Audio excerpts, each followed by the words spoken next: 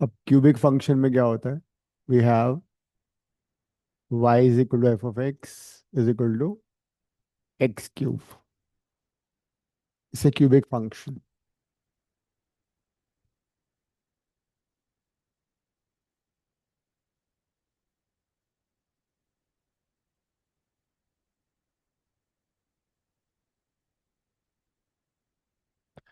वैसे तो देखा जाए तो इन जनरल क्यूबिक पॉलिनोमियल क्या होगा? Cubic polynomial would be a x cube b x square plus c x plus d, where a b c d are real numbers and a cannot be zero। Good evening. तो अगर a zero हो जाएगा तो cubic नहीं रहेगा, ये है ना। So most general cubic function है x cube plus b x, मतलब मैक्सिमम पावर जो है इट इज क्यूब। तो क्यूबिक फंक्शन में, क्यूबिक पॉलिनोमियल में the highest power would be three.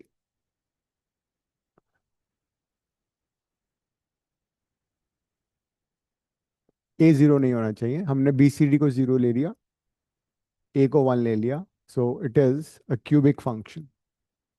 Let's try to plot this, take few points.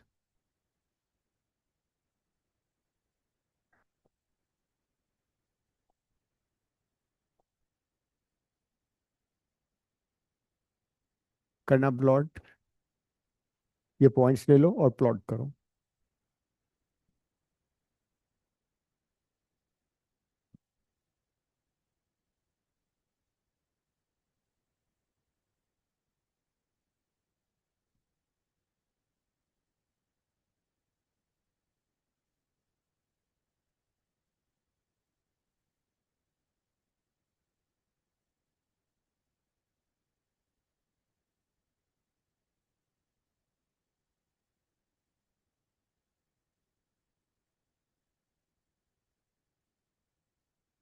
हम्म। और फिर इसका डोमेन रेंज भी निकालेंगे। Take these values of x, find the values of y and plot. एक minus two ले लो।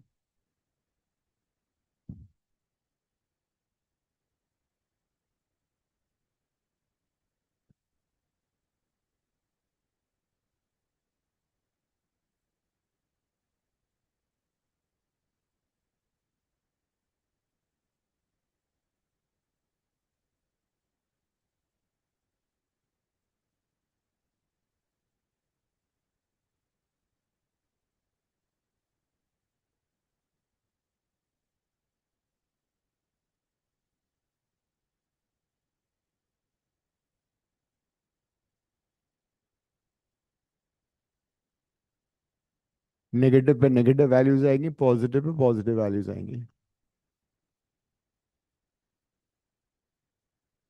And graph origin से ही pass कर रहा है ना।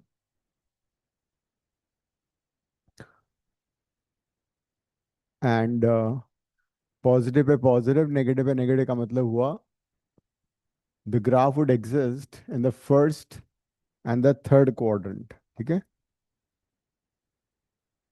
Graph first and third quadrant में एग्जिस्ट करेगा।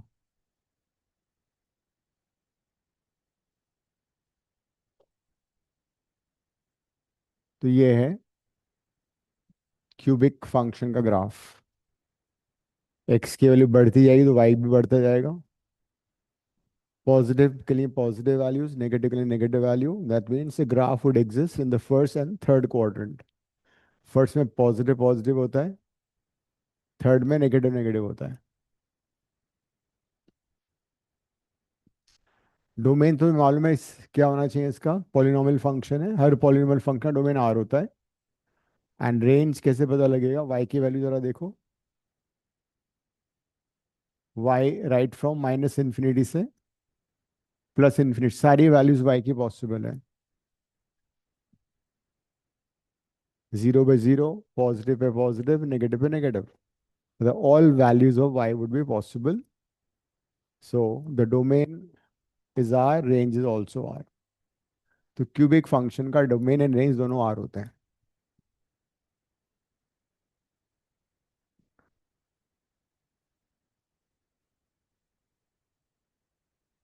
So this is cubic function.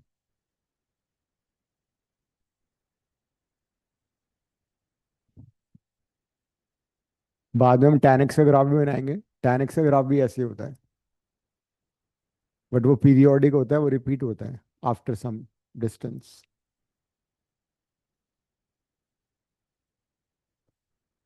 जैसे जल्दी से बना लो, फिर आगे बढ़ते हैं.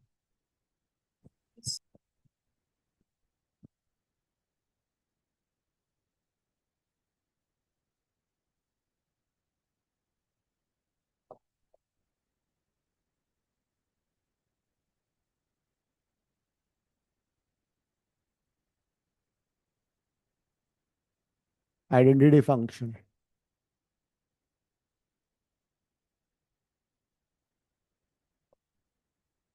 This is called identity function.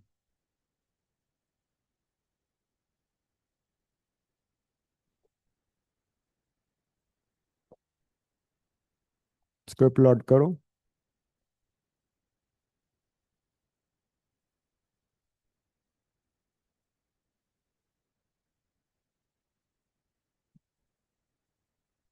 Hmm. Graph बनाओ. Identity function is basically a linear polynomial also.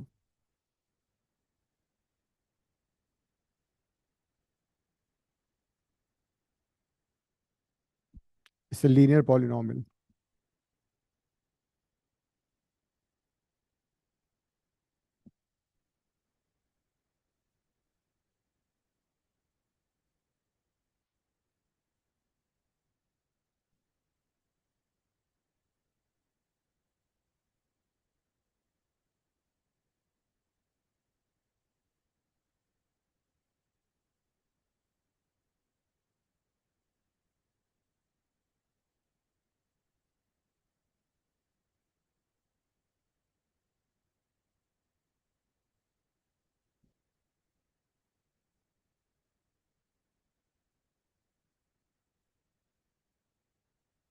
क्या बन रहा है?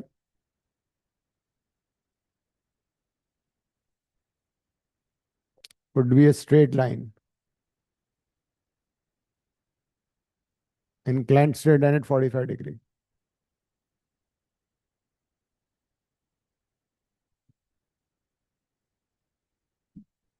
इट्स a linear polynomial, है ना? तो उसका डोमेन R होगा, और as you can see, the range will also be R, because y की value right from minus infinity से प्लस इन्फिनिटी है. सारी वैल्यूज पॉसिबल है. नेगेटिव भी पॉसिबल है, जीरो भी पॉसिबल है, एंड सारी पॉजिटिव भी पॉसिबल है. तो रेंज भी इसका, रेंज का मतलब वैल्यूज ऑफ वाई. डोमेन मतलब पॉलिनोमियल, तो डोमेन तो आर हो ही गया उसका.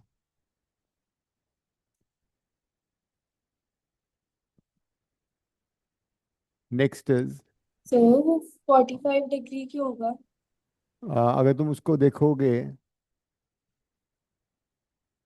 वन पे कितना आ रहा है? वन. टू पे कितना आ रहा है? टू. तो tan थीटा निकालो, हाँ। Perpendicular by base. tan theta one आएगा. सो tan थीटा वन होता है 45 डिग्री पे.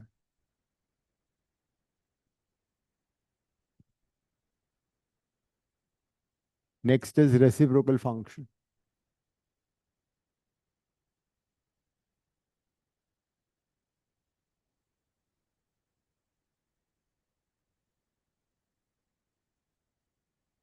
Reciprocal function is y is equal to f of x is equal to 1 by x.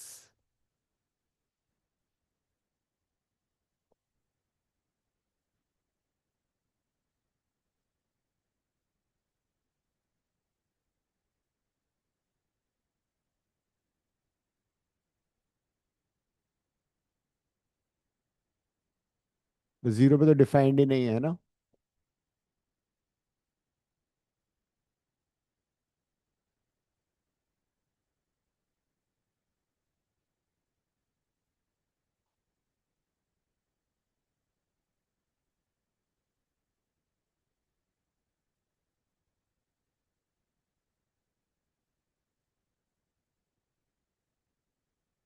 In values पे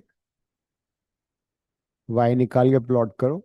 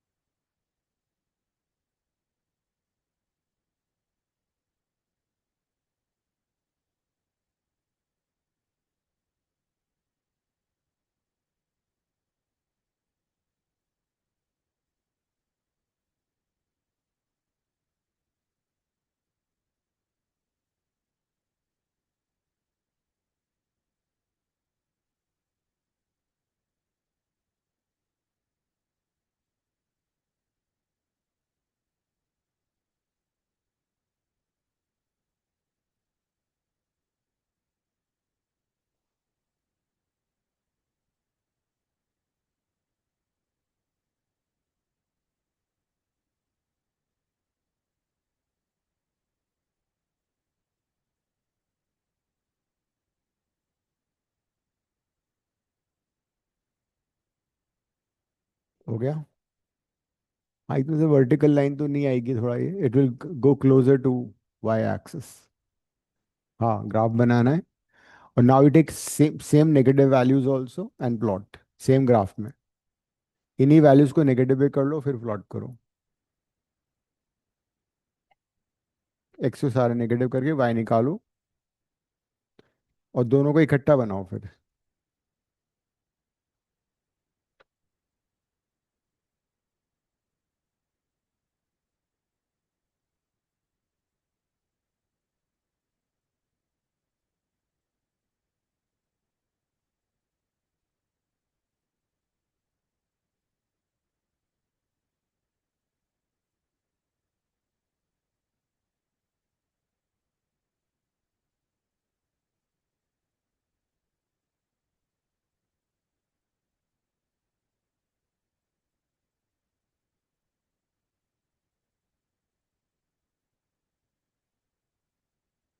जैस बन गया। डोमेन और रेंज भी निकालना है फिर। तो वो अजीब लग रहा है।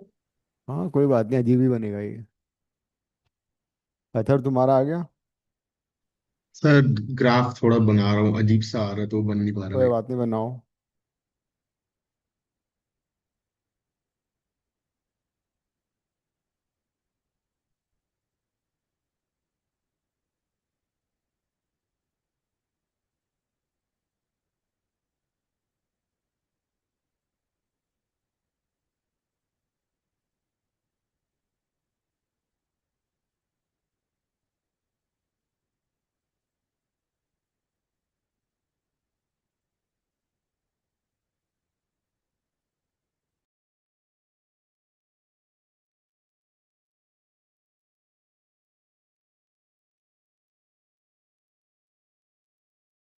डोमेन तो R-0 हो जाएगा ना। एक्स को वन लेके तो वन आ रहा है ना। लेकिन जैसे जैसे एक्स की वैल्यू छोटी होती जाएंगी, वाई की वैल्यू बढ़ती जाएगी। लेकिन अगर एक्स की वैल्यू बढ़ेगी तो y की वैल्यू छोटी होती जाएगी. So it will be like this. This point is 1 comma 1. यही आ रहा है. And for negative values, it will be just mirror image.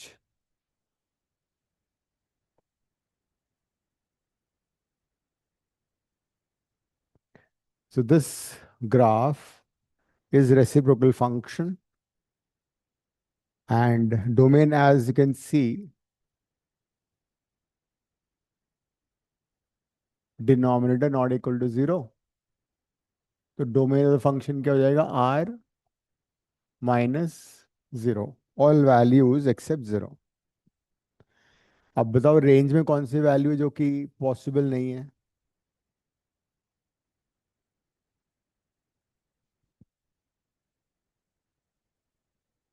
Range क्या होगा इसका?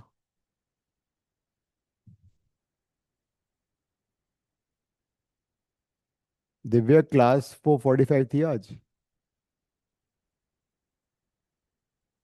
Yes, sir, but my network was not working. That's why it अच्छा, took me a little time. हमने 3 function पहले कर मेरे लिए, से उनको बाद में देख लेना, ठीक है? Yes, sir. इसमें इस 0 तो नहीं आ पाएगा है ना, इसमें. 0 नहीं आएगा या y की वैल्यू 0 नहीं हो सकती. तो रेंज भी इसका सेम आएगा, all values except 0. So reciprocal function will be like this. Sir ऐसे इसका डायरेक्टली ग्राफ बनाने को क्वेश्चंस आ सकते हैं? एंट्रेंस में काम आएगा, सीबीएसई में तो आ सकता है. Okay entrance sir. में ग्राफ बेस्ड क्वेश्चंस आते हैं. अगर मैं इसको थोड़ा सा चेंज कर दूं,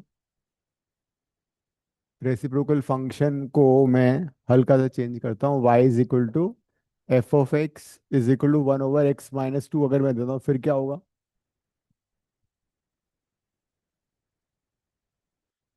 Shape would remain almost the same, but thing is, जहां पे ये नॉट डिफाइंड था वो चेंज हो जाएगा.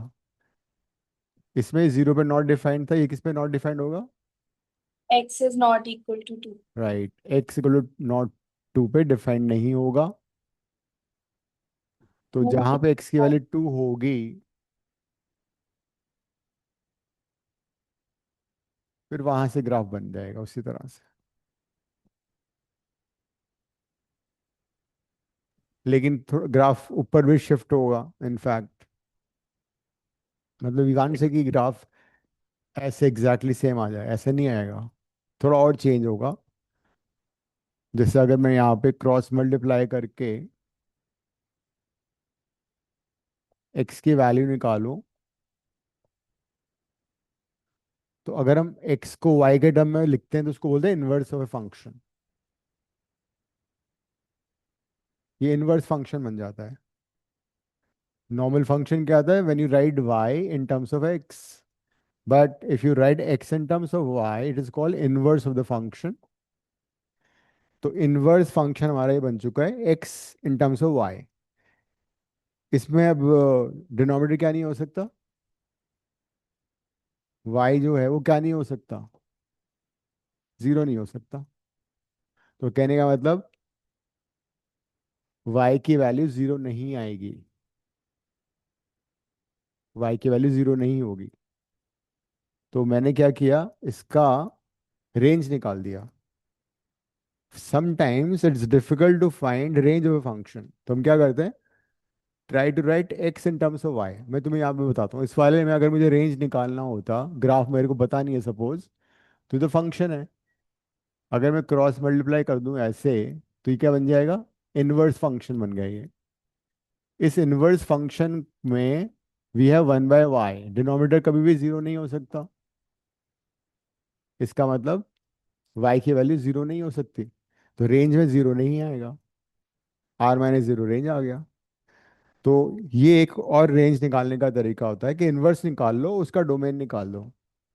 तो इनवर्स बनाया, उसका डिनोमिनेटर 0 नहीं हो सकता, मतलब इसका रेंज क्या हो गया इस फंक्शन का, इस वाले का? डोमेन तो तुम्हें पता लग ही गया. इस फंक्शन का डोमेन है r-2 और रेंज क्या हो गया, r-0। तुम y को 0 डाल के देख लो, अजीब सी वैल्यू आएगी। अगर तुमने गलती में इसमें y को 0 डाल दिया तो देखो क्या आता है, cross multiply 0 = 1। It's not possible. ठीक है, तो ये एक अगर हाँ। अजीब सा से आंसर आया 0 = 1 तो हाँ, तभी वो तो पॉसिबल नहीं है ना, इसका y = 0 पॉसिबल नहीं है। इसका मतलब ये हो गया कि y की वैल्यू 0 नहीं आएगी। तो y0 कहाँ पे होता है, एक्स एक्सिस पे होता है y0। y0 होता है एक्स एक्सिस पे। अगर मैं एक्स एक्सिस के इक्वेशन लिखूं उसका मतलब होता है y = 0। और y एक्सिस की इक्वेशन क्या होती है, x = 0, बिकॉज पूरे y एक्सिस पे हर जगह x0 होता है। तो ये ग्राफ उसको इंटरसेक्ट ही नहीं कर रहा है, एक्स एक्सिस को इंटरसेक्ट नहीं कर रहा है। इसका मतलब ऐसे कुछ बनना चाहिए फिर, तो ये ऐसे बनेगा ये। जब 12th में होगे तो और डिस्कस करेंगे इसमें कैसे ग्राफ का शेप पता कर सकते हैं, बट जस्ट फॉर नॉलेज मैं तुम्हें बता दिया ऐसा भी होता है। अभी तुम्हें याद करना है सिर्फ रेसिप्रोकल फंक्शन। उसमें अगर स्लाइड चेंज हो जाएगा तो फिर जिस पॉइंट के बाद वो नॉट डिफाइंड होता है वो शिफ्ट हो जाता है।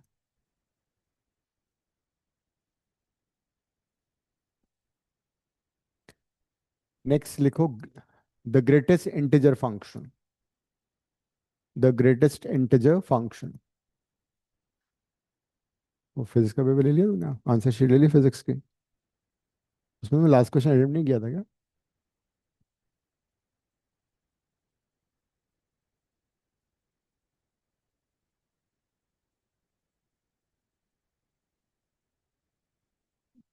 हम्म।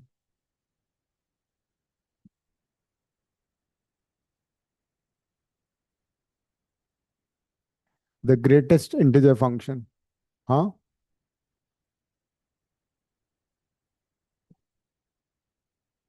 15।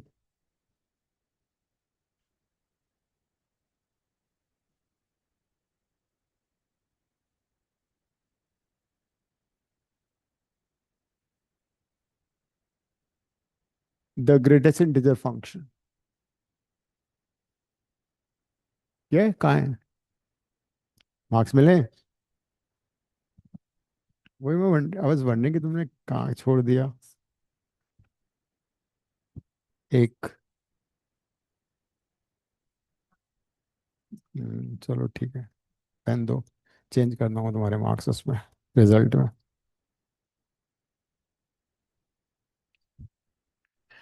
तो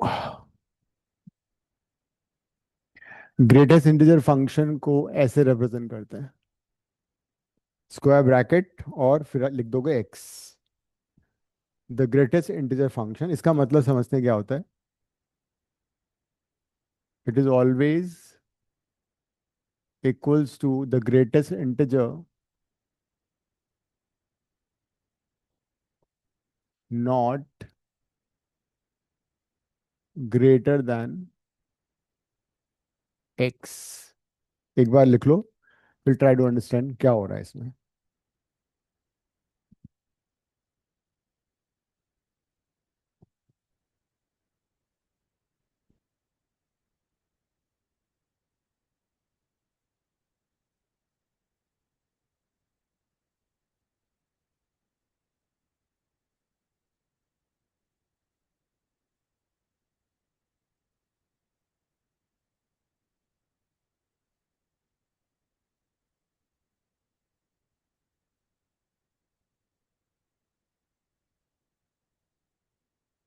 इंटीजर क्या होता है, इंटीजर को या तो आई से रिप्रेजेंट करते हैं या जेड से रिप्रेजेंट करते हैं, and it is always 0 +-1 +-2 and so on, है ना। ये इंटीजर होता है। और इसको अगर नंबर लाइन में प्लॉट करोगे तो क्या आएगा, 0 1 2 3 -1 -2 एंड सो ऑन। तो पूरे नंबर लाइन पे दो तरह के नंबर्स होते हैं। एक तो इंटीजर, इंटीजर को हटा दोगे रियल नंबर्स में तो क्या आएगा, नॉन इंटीजर। पूरा सेट ऑफ रियल नंबर्स का जो होता है, सेट ऑफ रियल नंबर्स, इसमें दो चीजें हैं, एक तो set of integer and non integer. Non integer कौन से हुए, इनको हटा दिए, जैसे like 1.1, 0.5, -0.2, all these are non integer. Integer हमेशा whole number with negative sign plus plus sign हो जाएगा, जीरो भी इंटीजर है। तो set of real number is basically combination of integers and non integers. पहले बात करते हैं, एक्स अगर कोई नॉन इंटीजर है, ठीक है,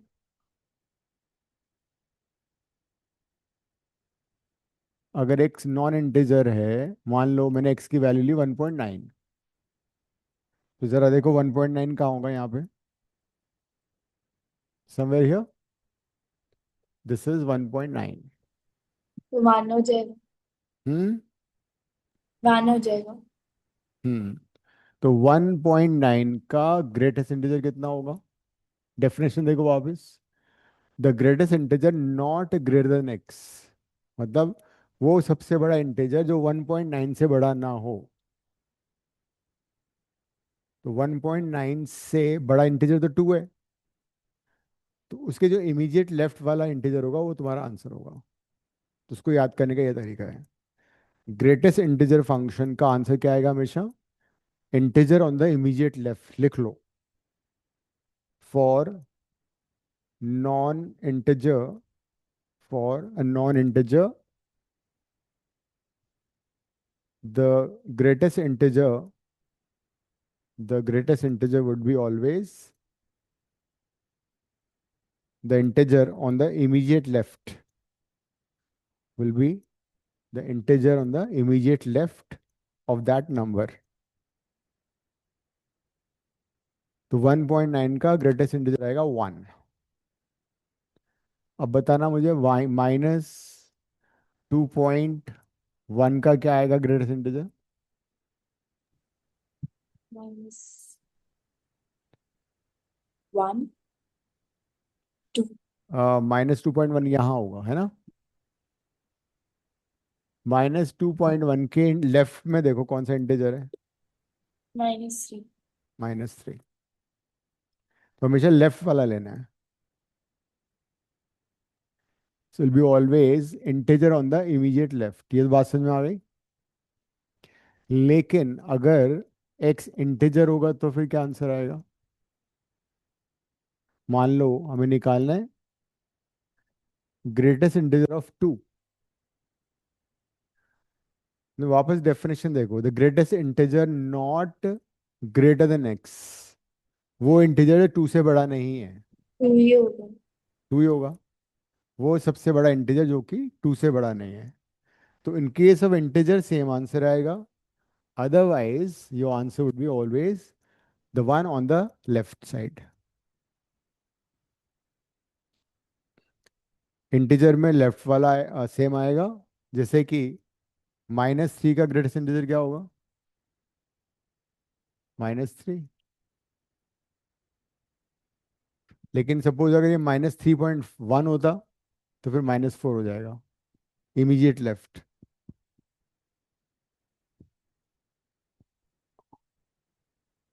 तो ये ग्रेटेस्ट इंटीजर फंक्शन। अब मैं कुछ वैल्यूज तुम्हें दे रहा हूँ, इन सब का तुम्हें ग्रेटेस्ट इंटीजर निकालना है।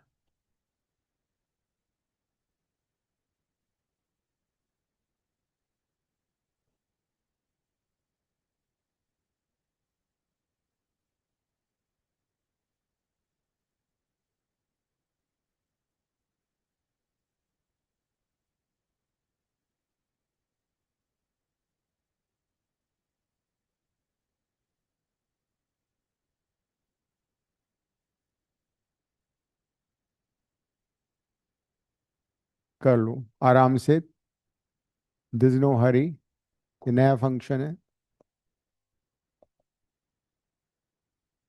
इन सभी वैल्यूज का ग्रेटेस्ट इंटीजर निकालो और उसके बाद हम इसको प्लॉट करेंगे।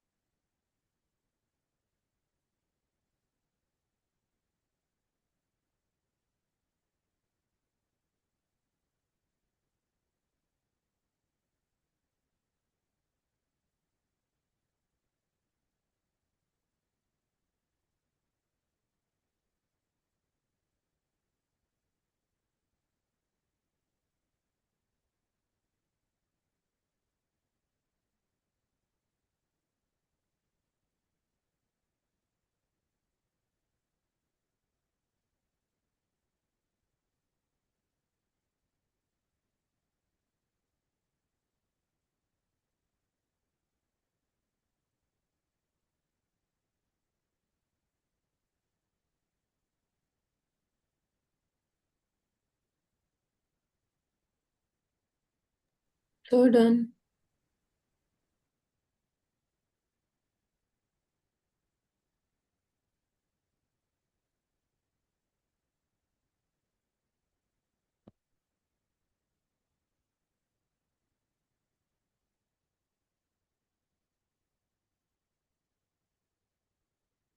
हो गई, सारी वैल्यूज आ गई।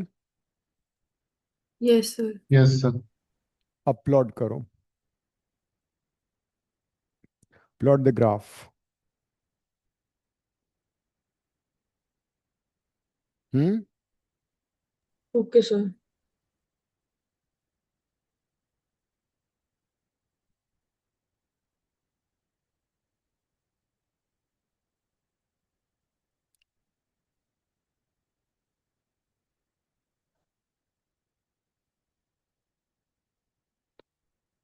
बताता हूँ।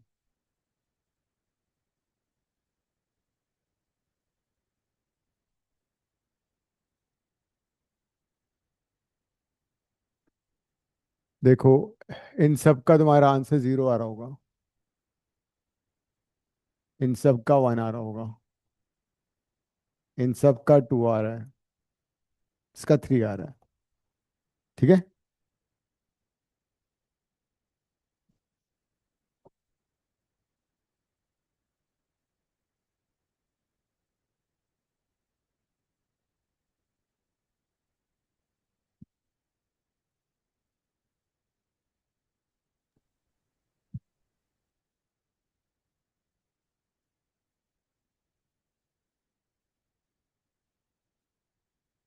तो प्लॉट कर लिया। हो गया। Yes, sir.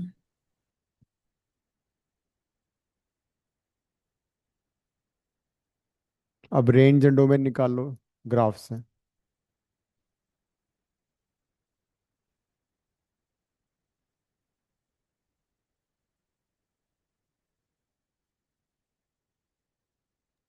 यार इसका रेंज एंड डोमेन कैसे निकालेंगे?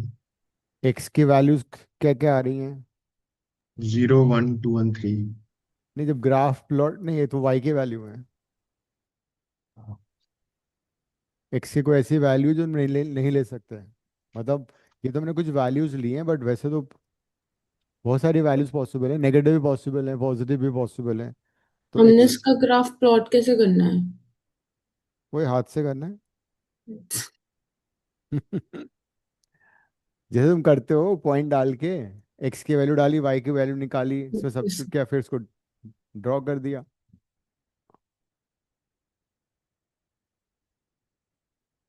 एक्स की वैल्यूज लो, फिर वाई की वैल्यूज लो, फिर उनको ज्वाइन कर दो। वाई की निकाली तो, ये वाई की तो आ रही है जो वैल्यू निकाली तुमने। ये जो हमने निकाली है वैल्यू, ये सारी वाई की तो है। यहाँ पे ये वाई की वैल्यू है, यहाँ पे y1 है, यहाँ y2 है, यहाँ y3 है। देखो, जब x की वैल्यू 0 1 के बीच में है, मान लो, ठीक है, 1 नहीं, 1 से छोटी और 0, पहली 4 वैल्यूज मैंने ये दे रखी है, तो इनमें y कितना आ रहा है? 0 आ रहा है। दैट मीन्स ये हो जाएगा, 0 पे 0 था, लेकिन द मोमेंट x इज 1, तो y कितना हो गया? 1। 1। अब नेक्स्ट सेट में देखो क्या हो रहा है, यहाँ पे x की वैल्यू 2 से छोटी और 1 के इक्वल है, तो उस केस में y कितना आ रहा है? 1 पे 1 आ रहा है, और बाकी सब पे भी 1 ही आ रहा है। लेकिन the moment x is 2, y is also 2। x को 2 लेते ही y 2 हो गया, मतलब यहाँ सॉलिड सर्कल बनेगा। और 2 से लेके 3 तक, 2 से लेके 3 तक अगर x की वैल्यू 3 से छोटी और 2 से बड़ी है, तो y कितना आ रहा है? 2 आ रहा है। तो this is called step function, and we can't join this in this. अगर तुमने इसको ज्वाइन कर दिया, इसका मतलब y की वैल्यू 1.5 0.5 भी हो सकती है, 0.6 भी हो सकती है। काट दो।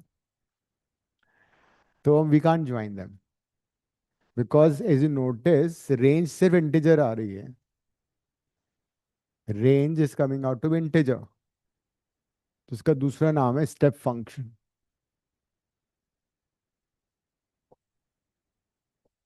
It's look like steps. और अगर तुम नेगेटिव वैल्यूज के लिए भी करोगे ना तभी ऐसे ही आएगा ये।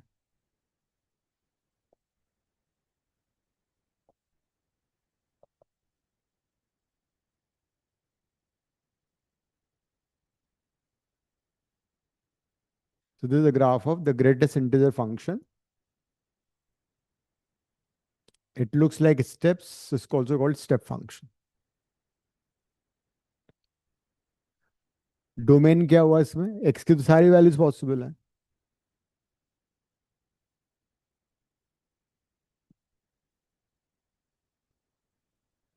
तो इसका डोमेन आएगा R। What about range?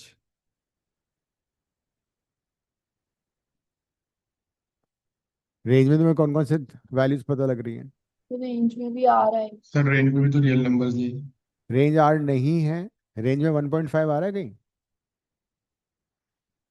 2.1 आ रहा है। टीचर्स हो गए। Integers.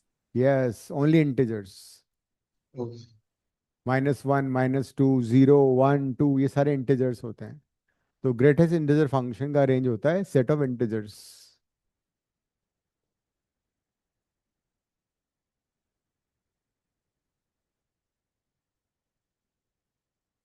This is the greatest integer function.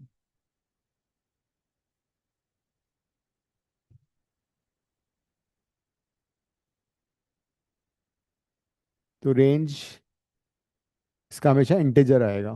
Domain पता लगी गया हमें। अब नेक्स्ट फंक्शन में तुम्हें दे रहा हूं, वो इसी पे बेस्ड है। जो हमने पहले वैल्यूज ली थी ना वही एक्स की वैल्यूज लेनी है, लेकिन इस बार है एक्स माइनस ग्रेटेस्ट इंटीजर। जैसे कि मान लो हमने एक्स को लिया 0, तो वाई कितना आएगा? 0 minus greatest integer, 0 minus 0 0। X को लिया 0.1, तो वाई कितना आएगा? 0.1 माइनस ग्रेटेस्ट इंटीजर 0.1। 0.1 का ग्रेटेस्ट इंटीजर कितना होता है? 0। तो 0.1 आ गया। इस तरह से तुम सारी वैल्यूज निकालो, ऑफ प्लॉट करो। You have complete 10 minutes.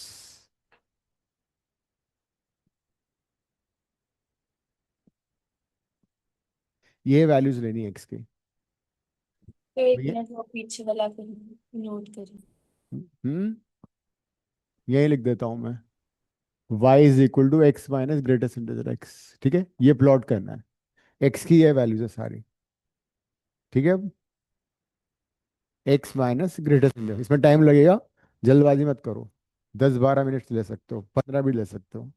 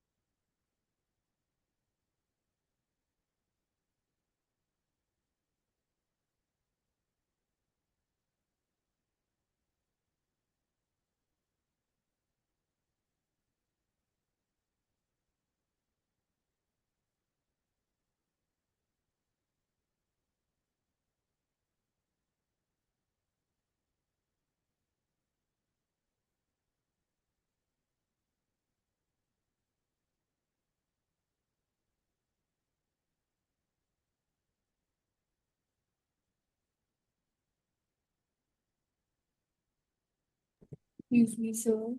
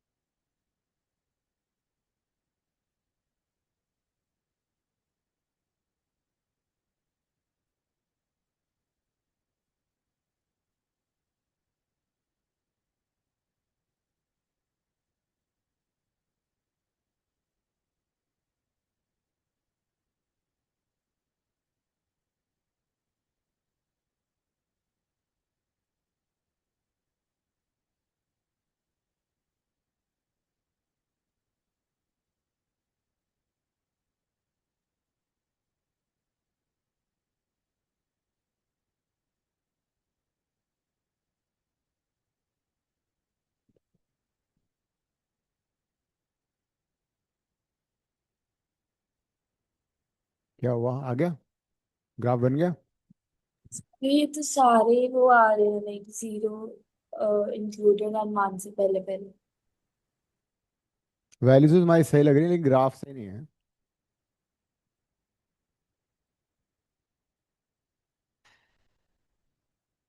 इसमें क्या हो रहा होगा,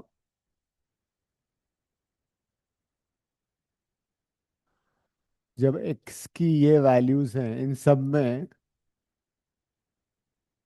इसमें आ रहा होगा 0, है ना, y, इसमें y आ रहा होगा 0.1, इसमें 0.5,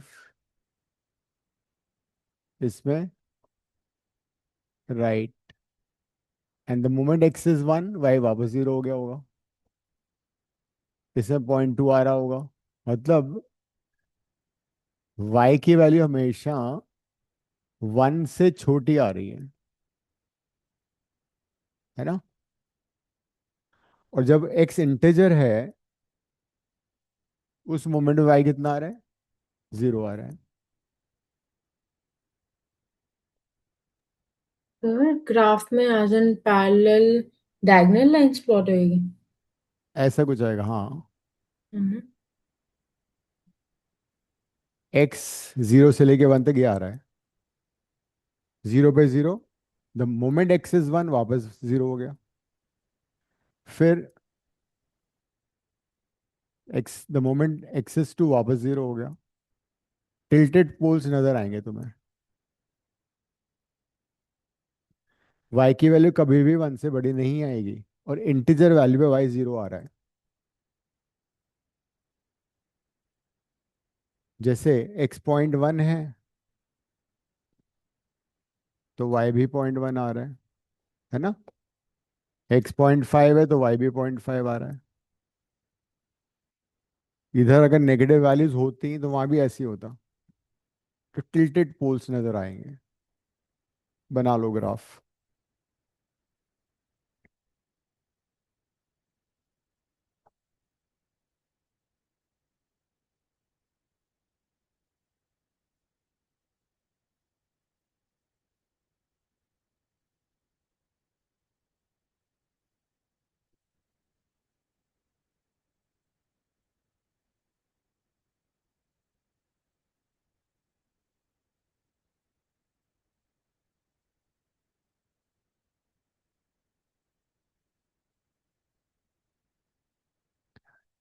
इस फंक्शन का नाम है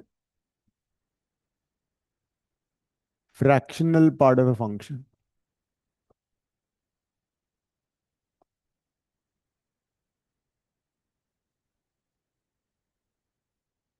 fractional part of a function, और इसको ऐसे रिप्रेजेंट करते हैं, y is equal to f of x minus greatest integer और कर्ली ब्रैकेट x। तो x को तुम कर्ली ब्रैकेट में लिखो, मतलब उसका फ्रैक्शनल पार्ट। फ्रैक्शनल पार्ट हमेशा पॉजिटिव होता है, और फ्रैक्शनल पार्ट हमेशा 0 और 1 के बीच में होता है। जैसे कि 1.2 का फ्रैक्शनल पार्ट क्या होगा? 0.2।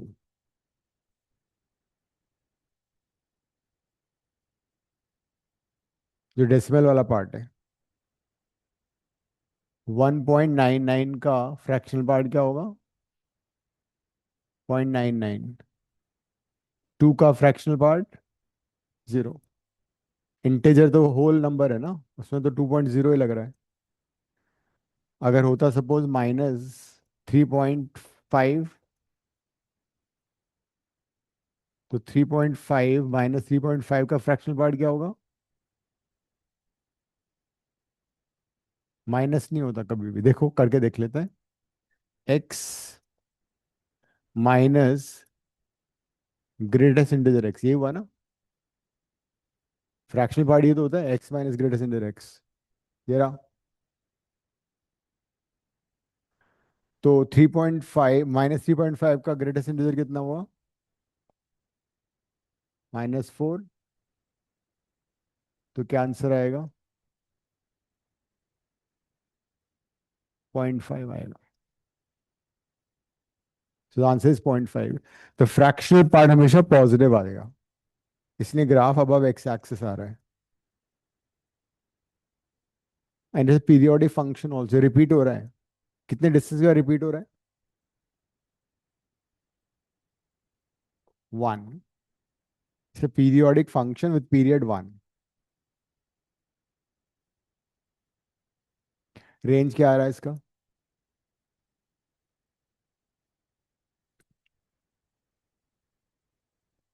y की वैल्यूज क्या नजर आ रही है तुम्हें? 0 included, 1 not included. Close interval 0 to 1 लिख लो range. The range is close interval 0 to 1।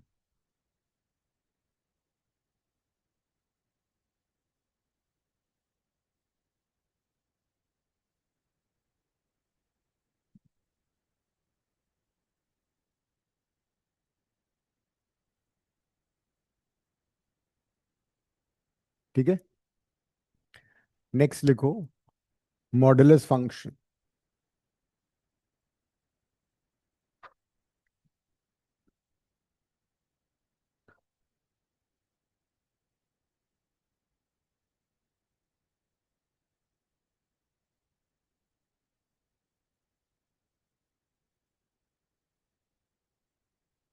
ये है modulus function, writing x between two lines.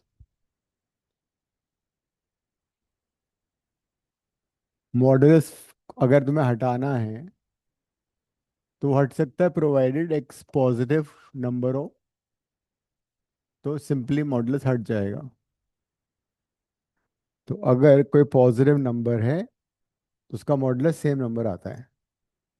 2 का मॉडुलस 2, 3 का मॉडुलस 3, 2.5 का मॉडुलस 2.5। लेकिन अगर एक्स नेगेटिव है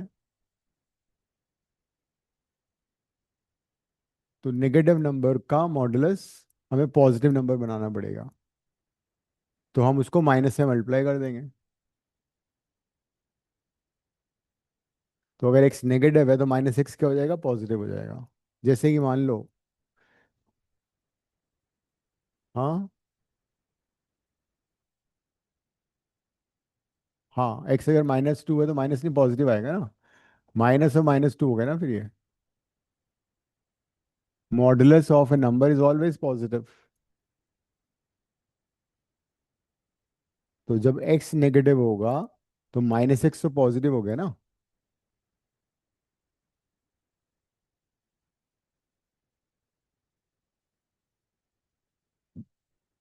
इक्वल नहीं है, इक्वल तो वहां पे आ गया ना, जीरो को पॉजिटिव नंबर लेते हैं। Zero is considered as a positive number. तो बेसिकली ये ग्राफ दो पार्ट में कुछ वैल्यूज लेके कर लो या तो, but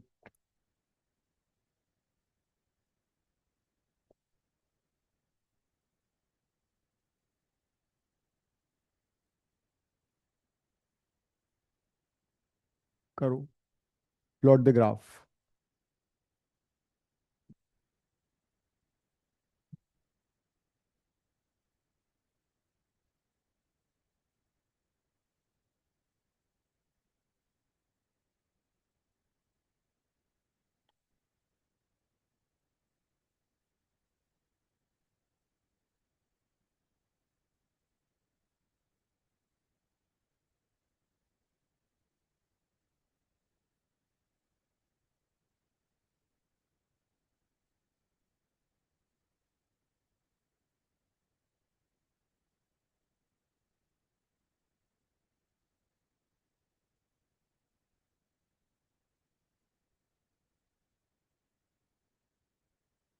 modulus of A number is always a positive number. तो अगर एक्स पॉजिटिव है तो मॉडुलस हट जाएगा, एक्स ही आंसर आ जाएगा। जैसे एक्स मान लो 2 है, 3 है, तो वही आंसर है। लेकिन अगर एक्स नेगेटिव हुआ तो उसको पॉजिटिव कैसे बनाओगे, माइनस से मल्टीप्लाई करके। माइनस, हाँ। तो modulus of A number is always a positive number.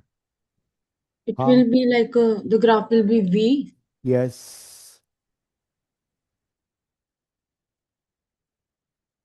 Range निकाल लो उसी से।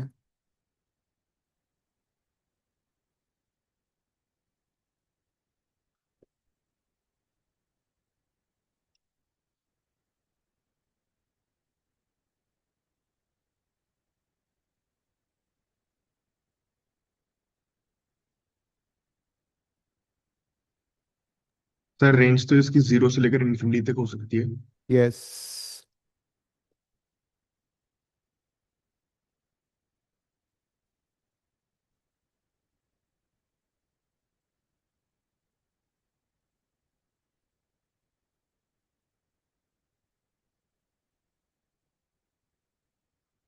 Also domain all real and हम्म।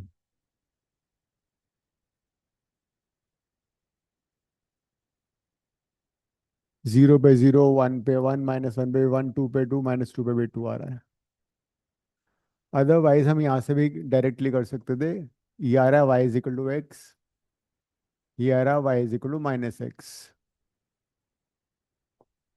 तो y equal to x positive values के लिए ये आएगा line, identity function. y equal to -x इधर आएगा।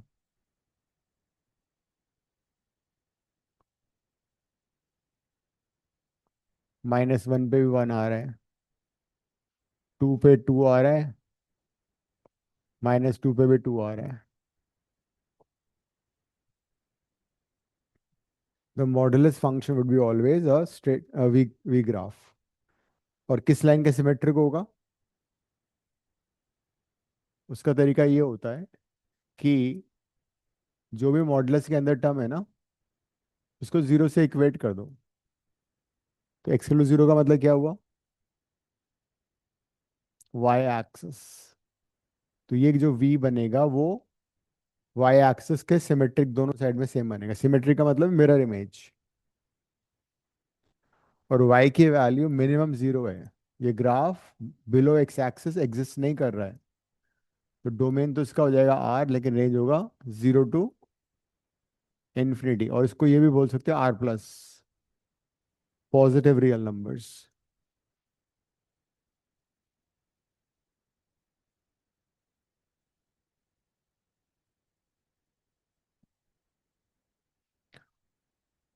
ठीक है।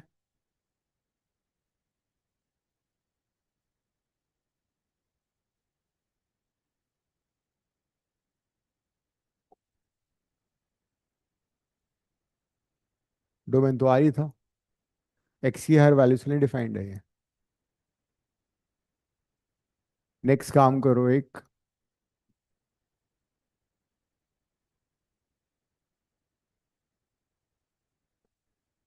Plot this y is equal to f of x is equal to mod of x minus 2, y is equal to mod x plus mod of x minus 3। कर लो। दो graph है। ये V line है, ये पैराबोला नहीं, कटोरा बना दिया तुमने। स्ट्रेट बनाओ, स्ट्रेट जीरो से पास करेगी, हाँ।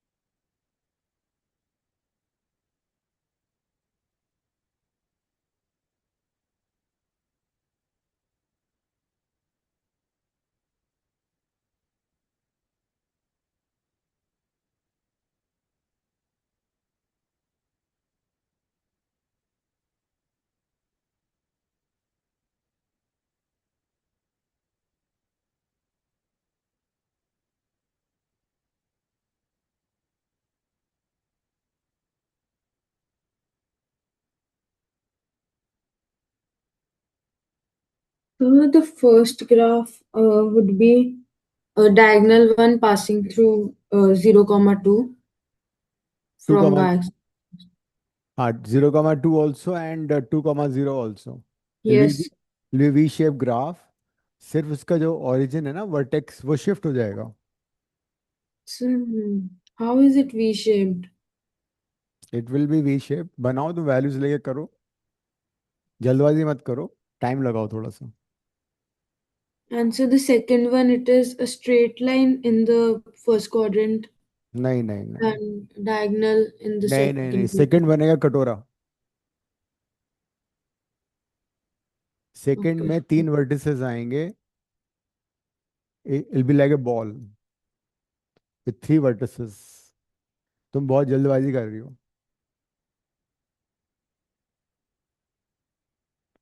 टाइम लगाओ थोड़ा सा।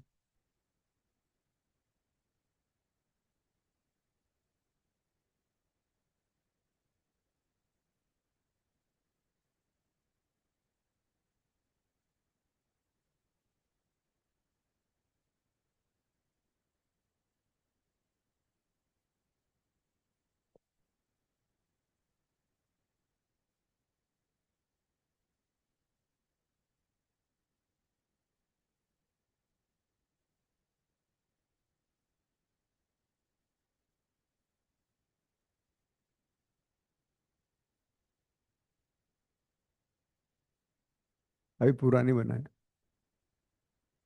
नीचे कैसे जा रही line? Mod of x minus to कभी नेगेटिव नहीं होगा। ग्राफ के not go below x axis.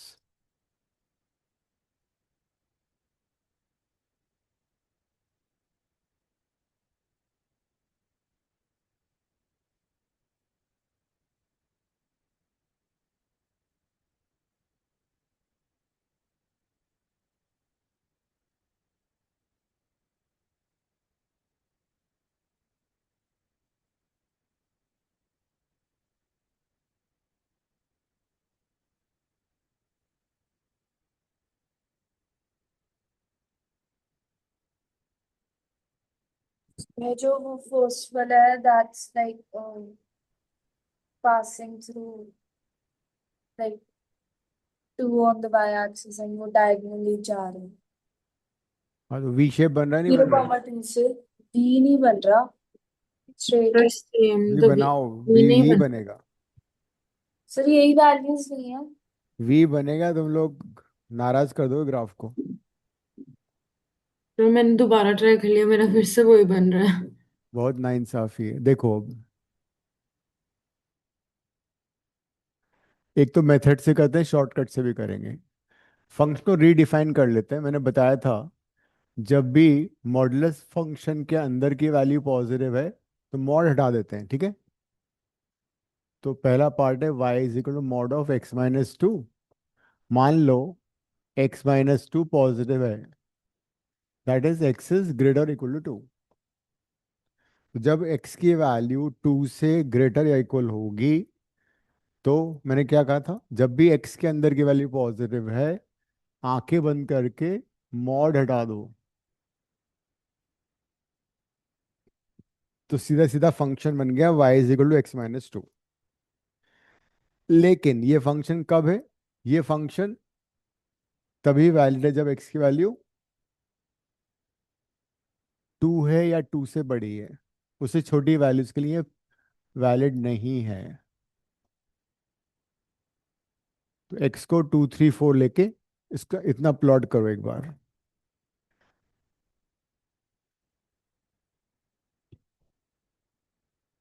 हाँ,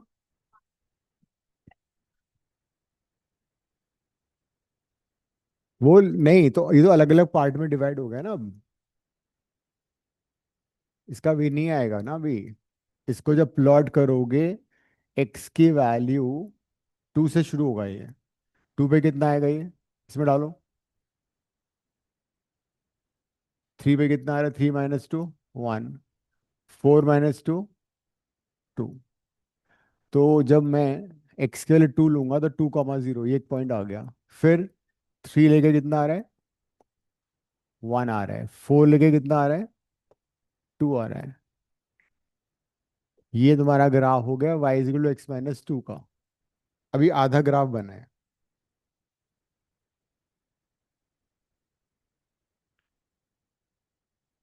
इसमें दिया हुआ है ना यहाँ पे x, जब x मॉड के अंदर की टर्म पॉजिटिव होगी, मतलब ग्रेटर इक्वल टू 0, तो x कितना आएगा? 2 को राइट में ले आओ, x ग्रेटर देन 2। और तुम अगर डायरेक्टली 2 3 4 डालोगे इसमें तभी हो जाएगा। अब अगर x की वैल्यू नेगेटिव है मान लो, फिर क्या होगा? मॉडुलस के अंदर की टर्म नेगेटिव है। सेकंड केस, x-2 नेगेटिव है, दैट इज लेस देन 0 है, मतलब x क्या है? लेस देन 2 है। इस बार x को हमें लेस देन 2 लेना है। तो जब मॉड के अंदर की टर्म नेगेटिव होती है तो मॉड कैसे हटता है? मॉड हटता है by placing a negative sign. Mod हटा दो और बाहर नेगेटिव साइन लगा दो। तो इस बार ये टर्म नेगेटिव है, तो मॉड हटाने के लिए हमें क्या करना पड़ेगा? बाहर माइनस साइन लगाना पड़ेगा। तो अब इस बार सेकंड फंक्शन हमारे क्या बना? y इज इक्वल टू, इसको बोलते हैं रीडिफाइनिंग द फंक्शन। इससे हमेशा इजी हो जाता है। इस बार तुम x की वैल्यू क्या ले सकते हो? वो सारे वैल्यूज जिसमें x 2 से छोटा है। 2 से छोटी वैल्यूज ले लो। x को मैं 1.9 ले सकता हूँ। 2 लिया ना, x लेस देन 2। 1.9 ने ले लिया तो कितना आएगा? 0.01। x को अगर मैंने 1 ले लिया तो कितना आएगा? सर बन गया नेक्स्ट वाले का बोल। हाँ, ये वाला बनाया तुमने पहले। यस सर बन गया। x को 0 लिया तो 2 आ रहा है। तो इस बार x की वैल्यू 2 से छोटी आएंगी। तो उसकी जो 4 स्ट्रेट लाइन आएगी ना, उनकी इक्वेशन पता है क्या है? रेंज निकालो उसका फिर। तो इस बार ग्राफ कहाँ से, 1 पे कितना आ रहा था? 1.9 पे तो बहुत छोटी वैल्यू ये आ गई। फिर 1 पे कितना आ रहा है? 1 पे 1 आ रहा है ना, ये हो गया। 0 पे 2 आ रहा है। तो ये है y is equal to -x + 2।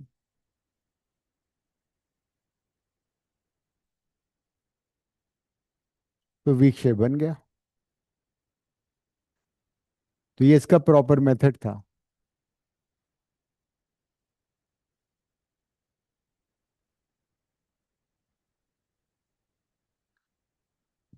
Shortcut method क्या है? शॉर्टकट मेथड ये है कि जो भी टर्म मॉडुलस के अंदर है उसको 0 से इक्वेट कर दो, x निकाल लो,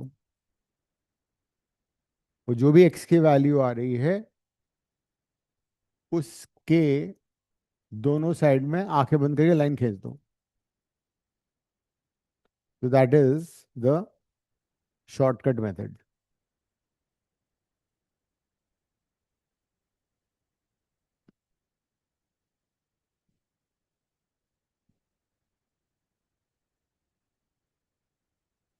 लेकिन रीड इसमें ये वाला, इसमें शॉर्टकट मेथड काम नहीं कर रही, इसको रीडिफाइन करना पड़ेगा सेकंड वाले को।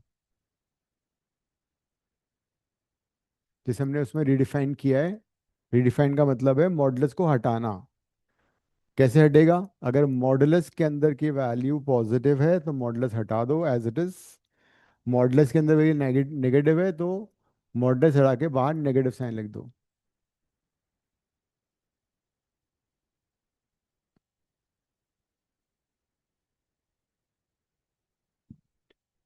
अब तुम इसका सेकंड पार्ट करो, और जिन लोगों ने सेकंड पार्ट कर लिया है वो थर्ड पार्ट करेंगे।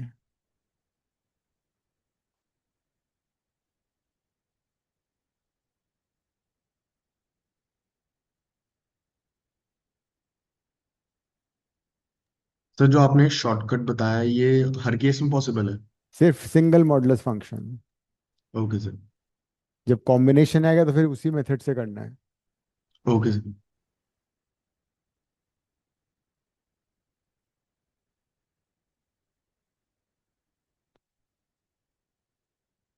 तो मैं अब सेकंड पार्ट बता रहा हूँ कैसे करना है। मॉड एक्स, हाँ, सेकंड में सबसे पहले क्रिटिकल पॉइंट्स निकालो। क्रिटिकल पॉइंट्स कौन से होते हैं? जहां पे मॉडुलस जीरो बनता है उनको बोलते हैं क्रिटिकल पॉइंट्स। इनको जीरो से इक्वेट करो और जो भी पॉइंट्स आ रहे हैं उनको नंबर लाइन में प्लॉट करो, 0 और 3। तो हमने जो भी क्रिटिकल पॉइंट्स थे उनको नंबर लाइन पे प्लॉट कर लिया। क्रिटिकल पॉइंट का मतलब जहाँ पे मॉडुलस जीरो होता है, बिकॉज उसी पॉइंट पे तो ग्राफ चेंज होता है, वहीं तो कॉर्नर बनता है ग्राफ का। अब पहला, ये वाला जो डोमेन है एक्स का, ये कहाँ से कहाँ तक है? X less than zero but x more than minus infinity, ये पहला डोमेन है। सेकंड में क्या हो रहा है? एक्स की वैल्यू 3 से छोटी है। यहाँ पे मैंने जीरो इंक्लूड नहीं किया तो मैंने यहाँ पे जीरो इंक्लूड कर लिया। यहाँ पे एक्स की वैल्यू 0 से 3 हो सकती है। और लास्ट वाले में क्या हो रहा है? लास्ट वाले में एक्स की वैल्यू ग्रेटर देन और इक्वल टू 3। तो 3 पार्ट में हमें फंक्शन को रीडिफाइन करना है।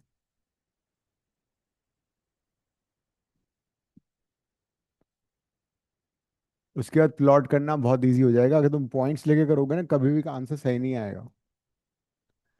दिव्या, तुम्हारे सेकंड का रेंज क्या आ रहा है?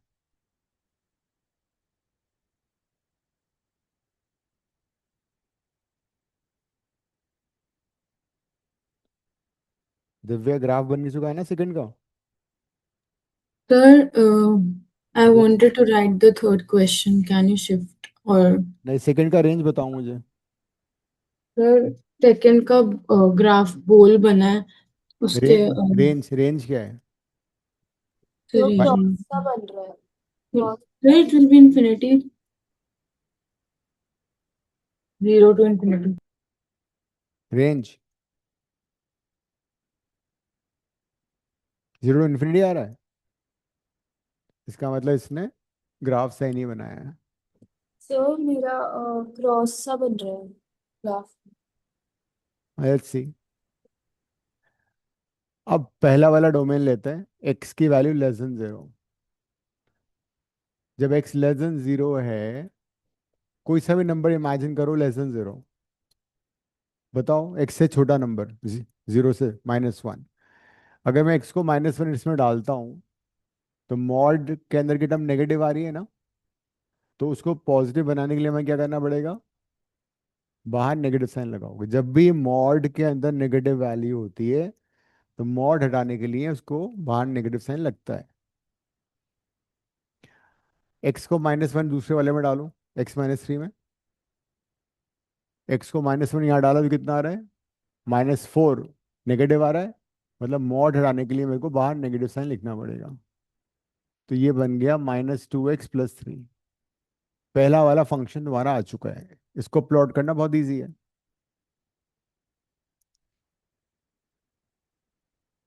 एक्स लेकिन जीरो से छोटा लेना पड़ेगा तुम्हें, ये है ना।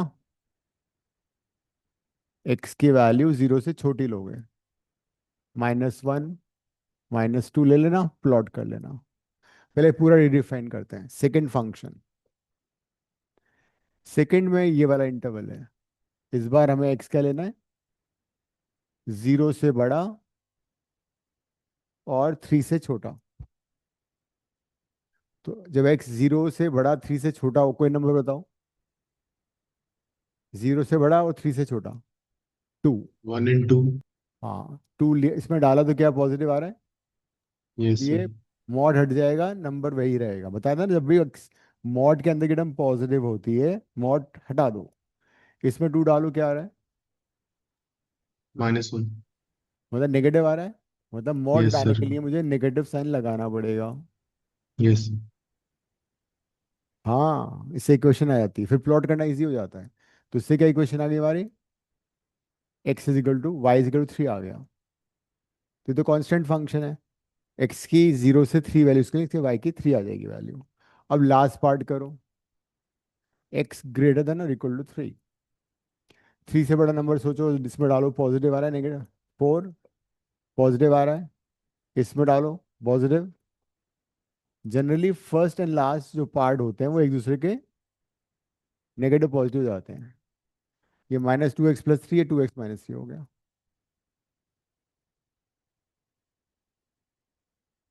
इसमें तुम्हें x की वैल्यू 3 से बड़ी लेनी पड़ेगी। तो क्या लोगे x को? 3, 4, 5।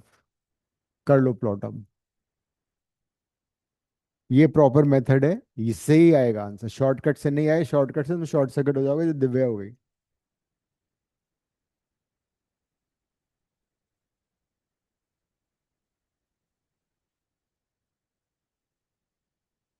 थ्री का कितना आ रहा है इसमें डाल के? 6 - 3 3। 4 8 -3 5 हो गया। 5 × 10 -3 7 हो गया। इस वाले में देखो, -1 डाल के 6, -2 डाल के 7। अब इसको प्लॉट कर लो।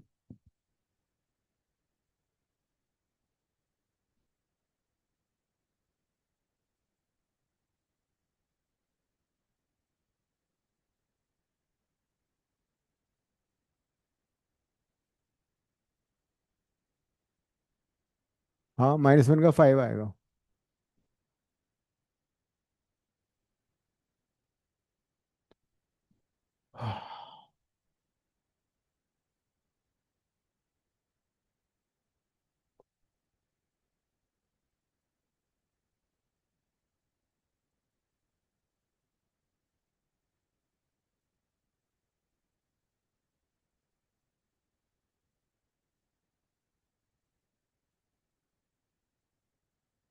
सबसे इजी ये वाला पार्ट है ना?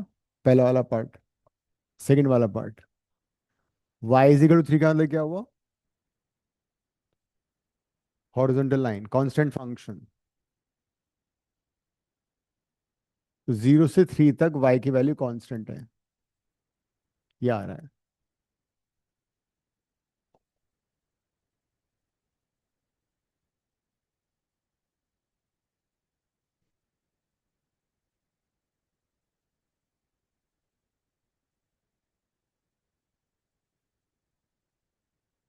फिर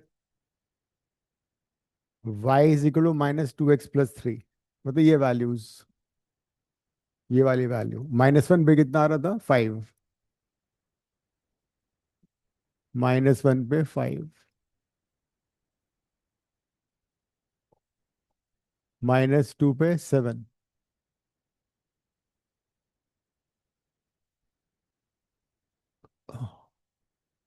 तो ये आ रहा है y = -2x + 3।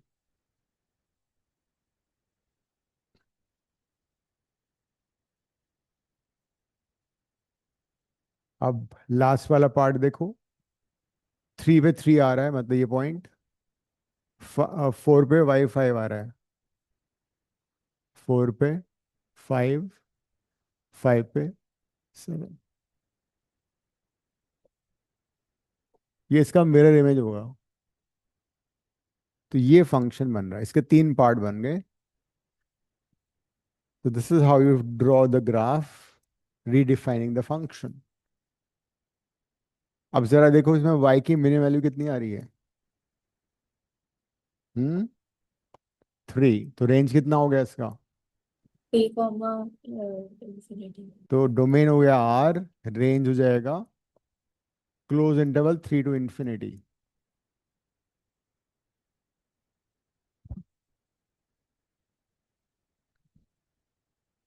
ये इसका ग्राफ।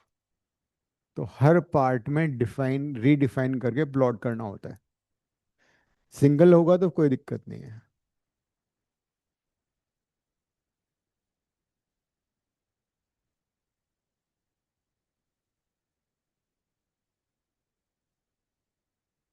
तो दिव्या, ये तो नहीं आ रहा था तुम्हारा? वो सर आ गया समझ। हाँ। अब जो इसका अगला वाला था ना क्वेश्चन, वो करो सब लोग।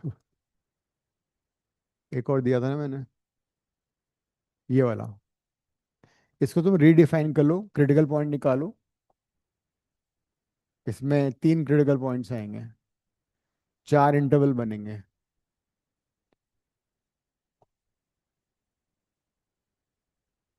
3 क्रिटिकल पॉइंट, 4 इंटरवल। -2 1 and 4।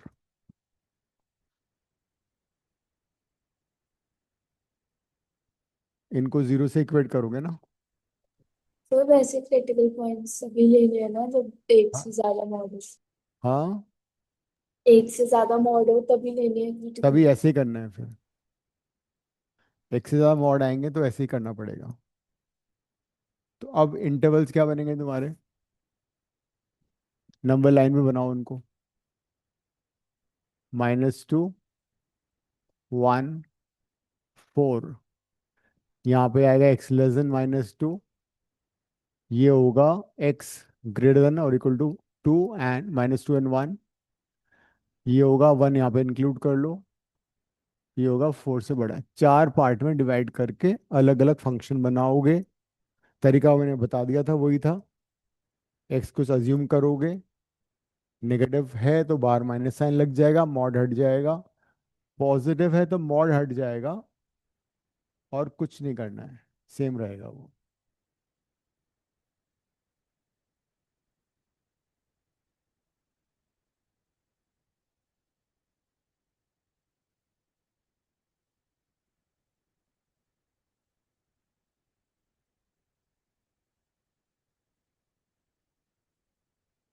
पहले वाले में ये लेना है, सेकंड ये, थर्ड ये, फोर्थ ये। और फिर ग्राफ बनने के बाद इसका रेंज भी निकालोगे।